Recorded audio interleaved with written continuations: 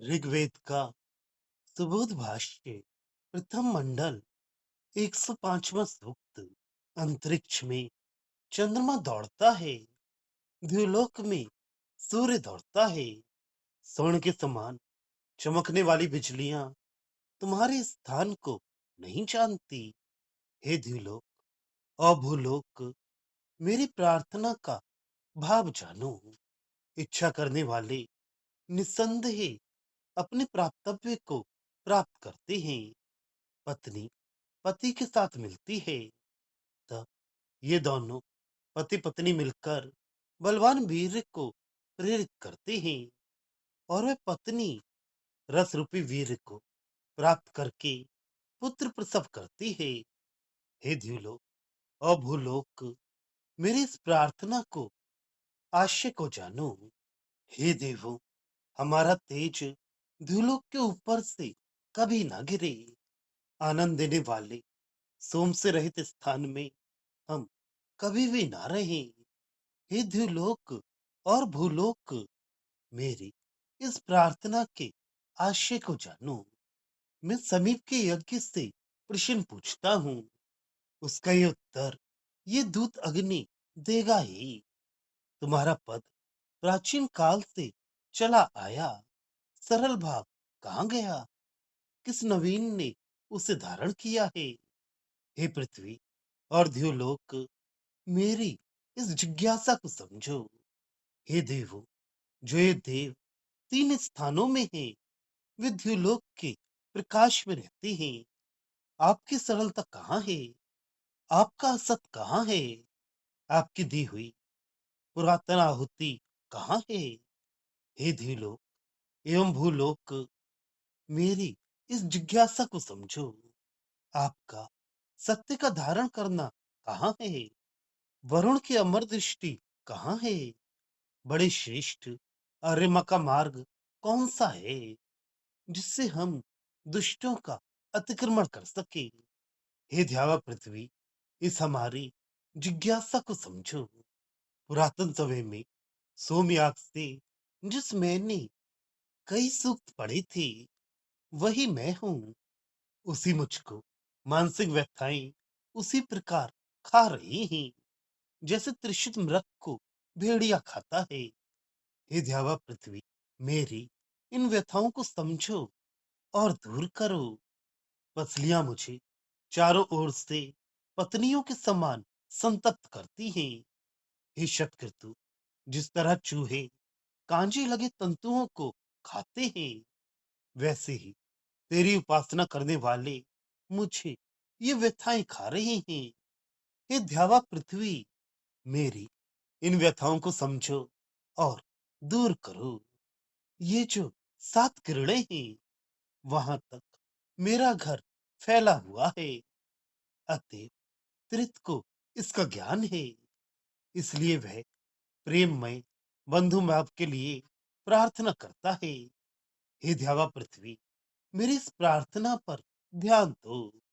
ये वे 5 प्रबल बैल हैं, जो बड़े द्युलोक के मध्य में रहते हैं। देवों के संबंध के स्तोत्र पढ़ते ही वे साथ ही निवृत्त हुए हैं। हे ध्यावा पृथ्वी, मेरी इस प्रार्थना पर ध्यान दो।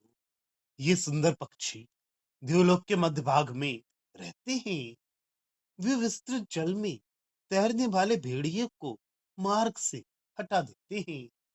हे ध्यावा पृथ्वी, मेरी इस प्रार्थना पर ध्यान दो। हे देवों, ये नवीन गाने योग्य उत्कृष्ट स्तोत्र हितकारक है।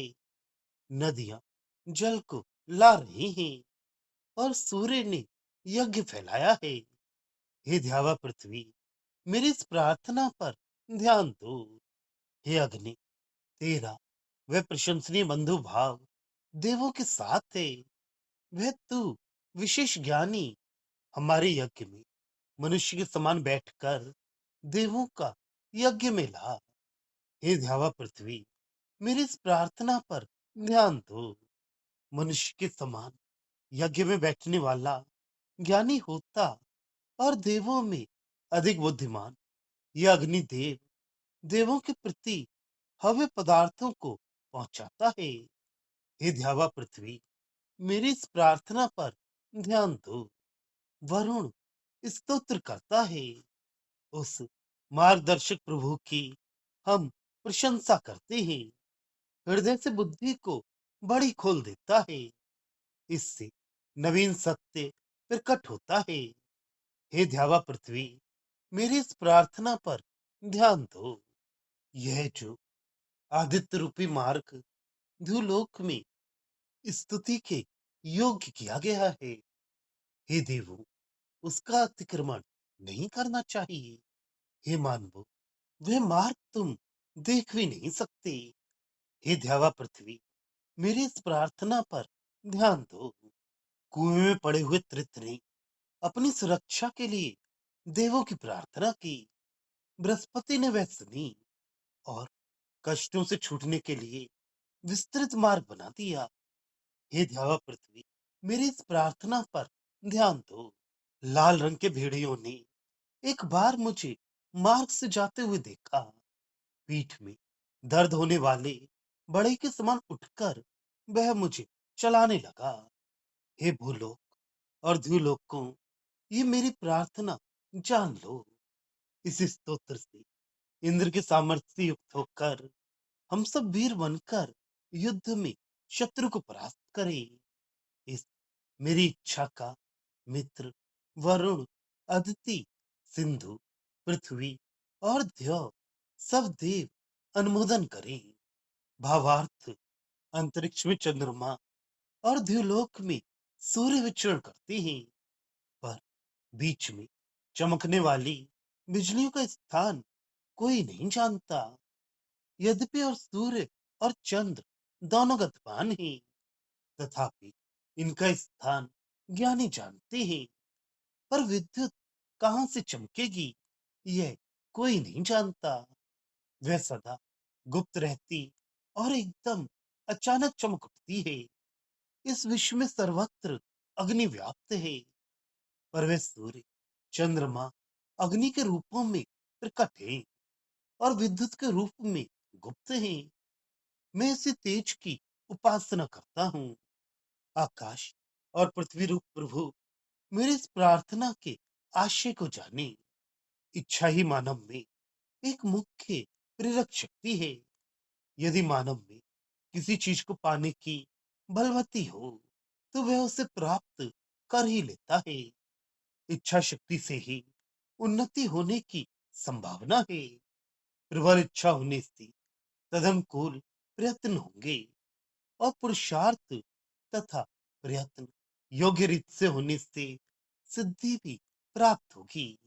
जैसे पत्नी पति दोनों एक दूसरे के साथ मिलने की इच्छा करते हैं, फिर मिलते भी हैं, तब बलवर्धक वीर को प्रेरित करते हैं।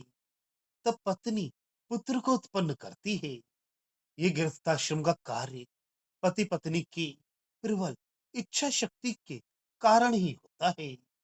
इसलिए मन में सदा शुभ इच्छा ही धारण करनी चाहिए।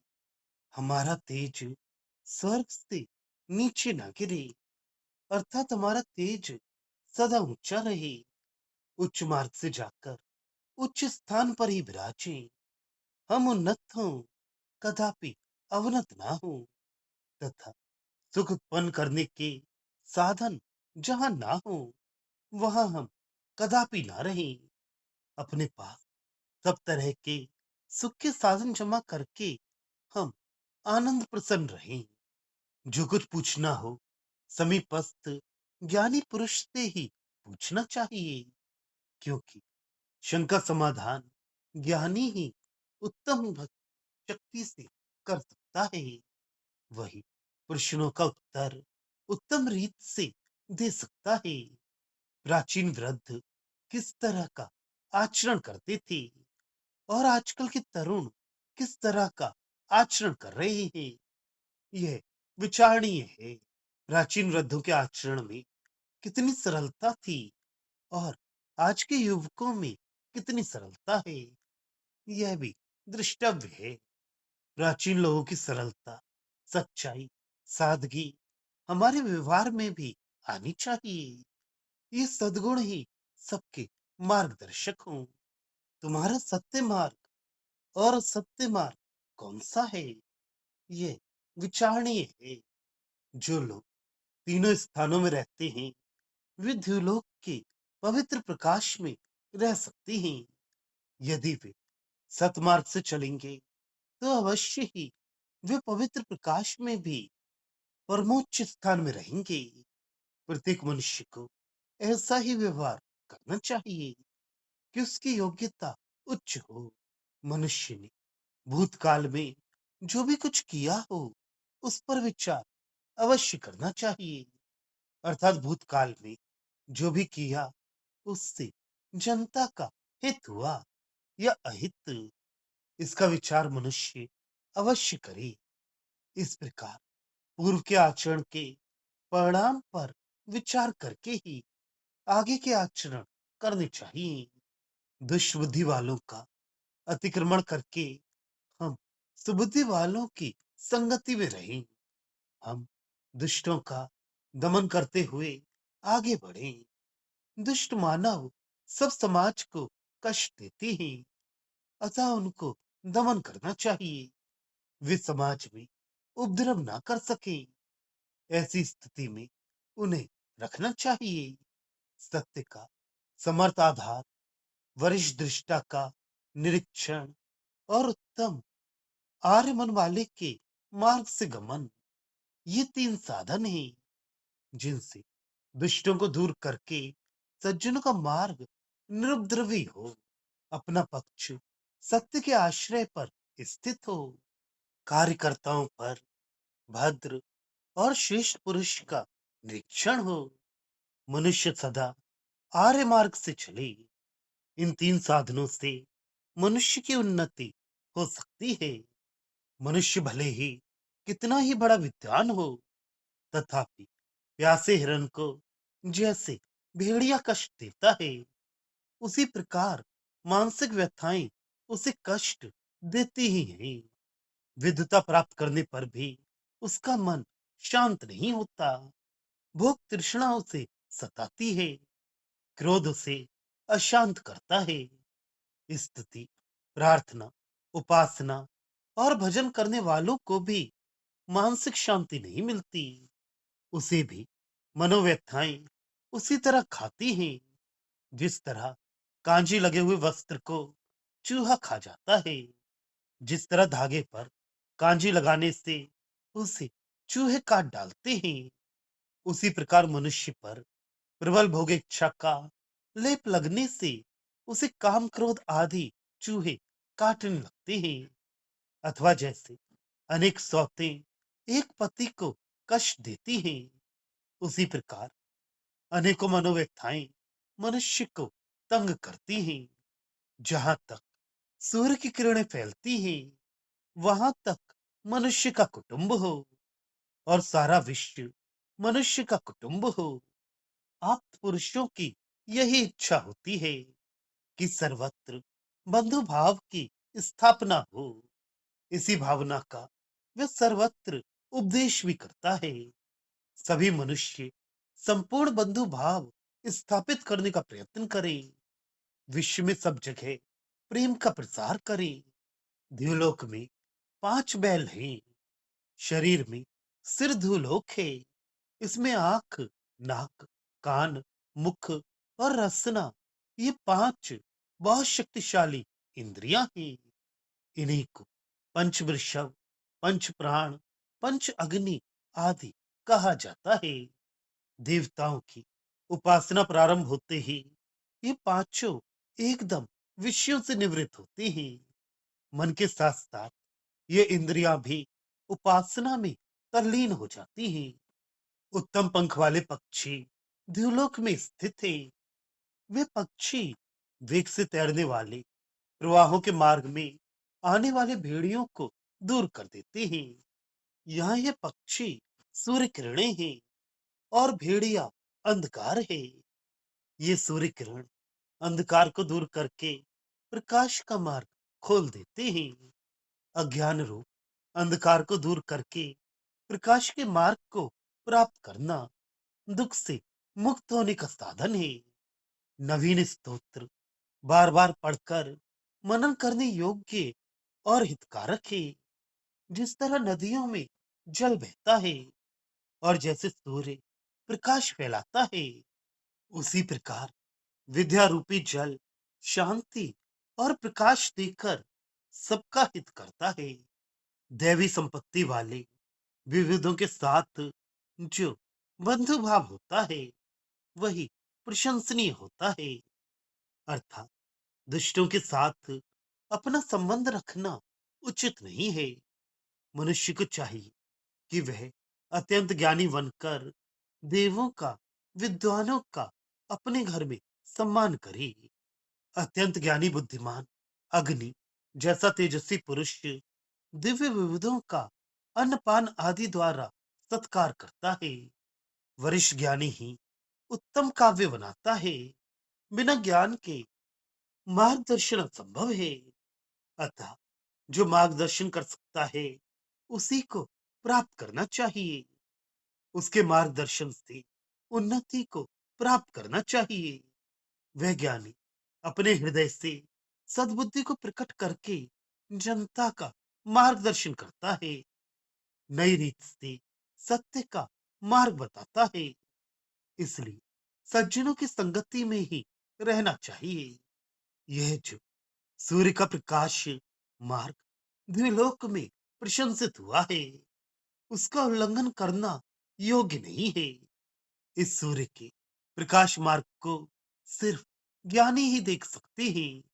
सर्वसाधारण मनुष्य इसे देख नहीं सकते। इस मार्ग की बहुत स्तुति गाई गई है। मनुष्यों को इसी सूर्य मार्ग से जाना चाहिए। इस मार्ग से जाकर ये सभी तरह के बंधनों से मुक्त हो जाता है। कूप में पड़े हुए त्रित ने अपने उद्धार के लिए देवों की प्रार्थना की। बृहस्पति ने उसकी पुकार सुनी और उसे अधोगति से ऊपर उठाकर उन्नत किया। दुख के अंदर पड़ा हुआ मनुष्य दुख से मुक्त होने के लिए ज्ञानियों की प्रार्थना करता है। तब ज्ञानी उसके आर्तनाद को सुनकर उसके पास जाते हैं और उसका उद्धार करते हैं। लाल रंग का उदय होता हुआ सूर्य सब लोगों का निरीक्षण करता चलता है। उदय होने के साथ ही वह सबको अपने अपने कामों में प्रेरित करता है। साथ ही ये भी देखता है कि मनुष्य अपने ठीक ठीक मार्ग पर चल रहे हैं या नहीं। तब वह अधोगति की ओर जाने वालों का उद्धार करता है, उन्हें उन्नत करता है और दुख से मुक्त करता है। इस सूक्त के मनन से हम सब वीर बनकर युद्ध में सब शत्रुओं को परास्त करें और विजयी बने। मित्र, वरुण आदि सब देव हमारे इस प्रस्ताव का अनुमोदन करें और हमारी सहायता करें।